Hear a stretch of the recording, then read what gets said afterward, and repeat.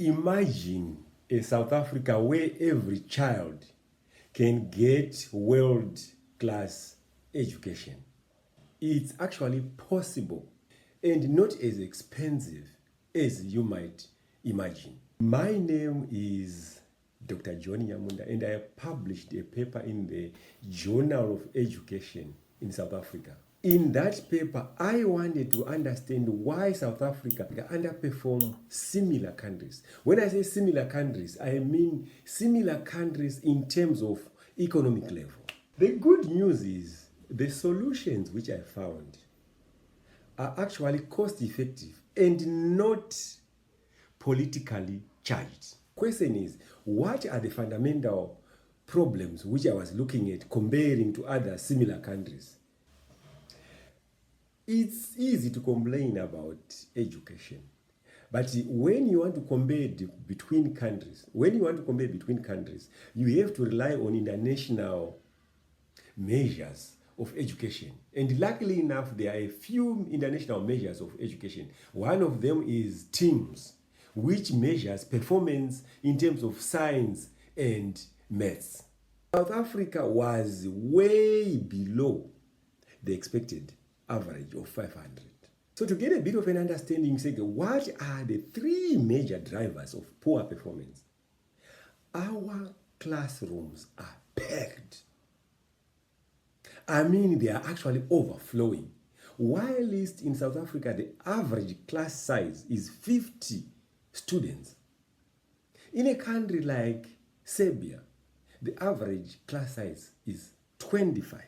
The second challenge is a surprising challenge. Usually, diversity is strength.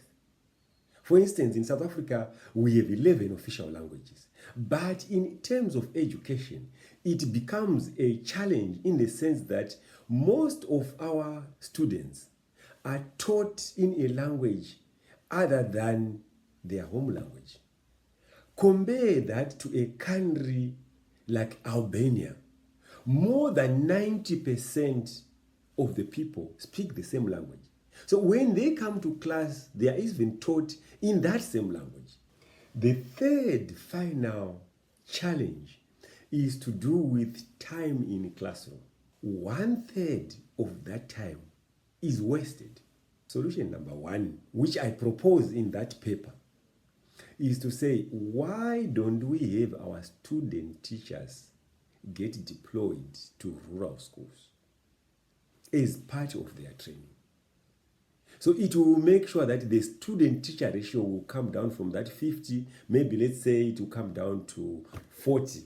The other challenge to do with the language of instruction, we can improve the learning environment by making it compulsory to say, if a school is in this kind of language, the children there should be taught in that language. For instance, if a school is in a Venda-speaking area, there is no reason why those children who are Venda-speaking are being taught in English. The two solutions I proposed before are the easiest. The hardest is to crack down on latecomers, because that requires commitment from school management and from parents. But we say these are cost-effective solutions, and you don't have to implement them all at once. Like the late great Archbishop Tutu said, an elephant is eaten one spoon at a time. So these cost-effective solutions can help improve educational outcomes in South Africa. What do you think?